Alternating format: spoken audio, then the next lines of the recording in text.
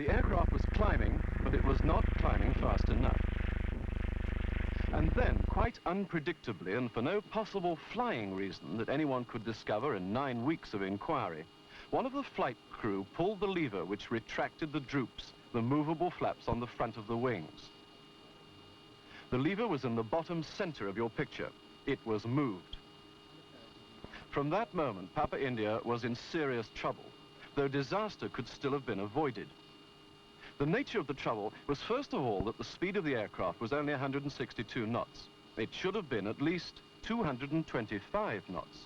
On BEA Tridents, there's a regulation which says that droops must not be retracted below a speed of 225 knots. But that's not all. The height was now only around 1,770 feet.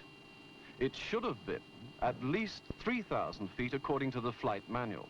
The result of this inexplicable action was that Papa India was put into a stall. In other words, it began to lose its ability to fly, and the mechanical stall warnings gave this news to the crew.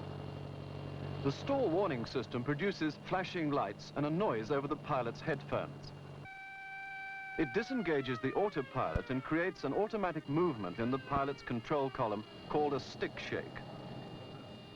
This is followed by a stick push designed to push down the nose of the aircraft and increase speed.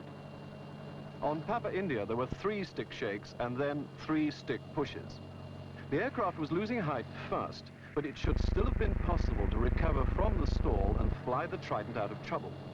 But after the 3rd stick push, someone on the flight deck decided to cancel the stall recovery process, the one thing that would have saved Papa India, by pulling an override lever.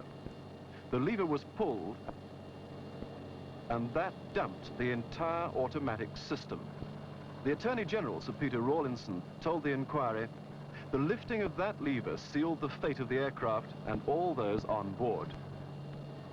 The lever was lifted when Papa India was 128 seconds into its flight. From then on, it fell like a stone. 22 seconds later, it crashed in a field at Staines. There were no survivors.